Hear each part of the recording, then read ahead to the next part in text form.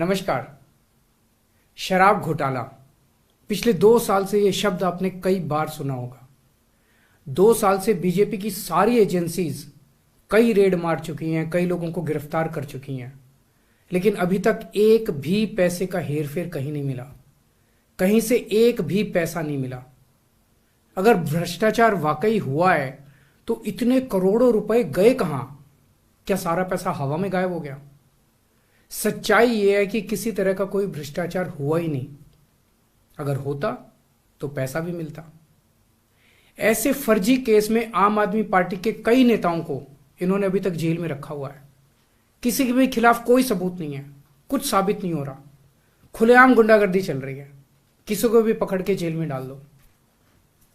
अब बीजेपी मुझे गिरफ्तार करना चाहती है। मेरी सबसे बड़ी संपत्ति, मेरी सबसे बड़ी ताकत मेरी ईमानदारी है। झूठे आरोप लगा के, फर्जी समन भेज के ये मुझे बदनाम करना चाहते हैं, मेरी ईमानदारी पे चोट करना चाहते हैं। इन्होंने मुझे समन भेजे हैं। मेरे वकीलों ने मुझे बताया कि ये समन गैर कानूनी है। क्यों गैर कानूनी है? ये मैंने इनको विस्तार से लिख के भेजा है।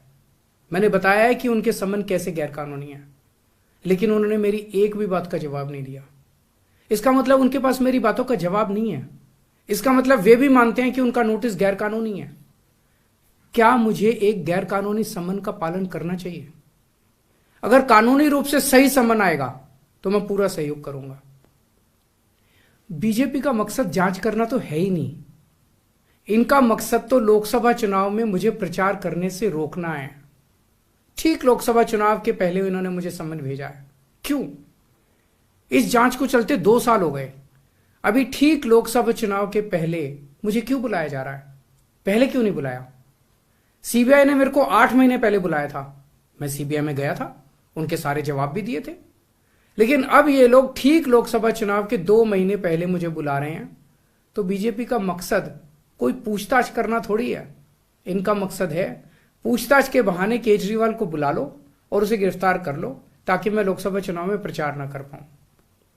आज बीजेपी भ्रष्टाचारियों को नहीं पकड़ रही, बल्कि खुलेआम ईडी और सीबीआई का इस्तेमाल करके दूसरी पार्टियों के नेताओं को तोड़ के बीजेपी में शामिल करवाने का काम किया जा रहा है।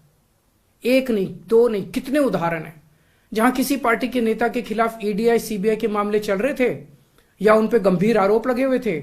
जैसे ही वो नेता बीजेपी में शामिल हुए, उनके सारे पुराने मामले बंद कर दिए गए या ठंडे बस्ते में डाल दिए गए।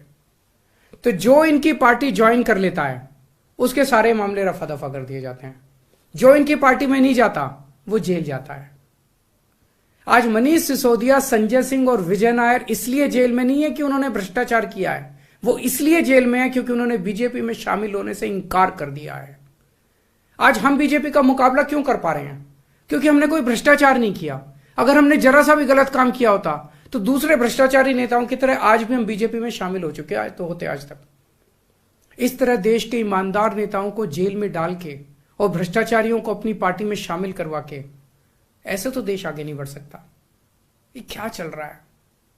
ये जो कुछ भी चल रहा है बहुत खतरनाक है। ये हमारे जनतंत्र के लिए बहुत गलत है। इसे रोकना होगा। मैं हमेशा देश के लिए लड़ा हूं। मेरा तन मन धन देश के लिए है। मेरी एक एक सांस देश के लिए है। मेरी खून की एक एक बूंद देश के लिए है। मेरे शरीर का एक एक कतरा देश के लिए समर्पित है। हमें मिलकर देश को बचाना है। मैं पूरी जी जान से इनके खिलाफ लड़ रहा हूं। आपका साथ चाहिए।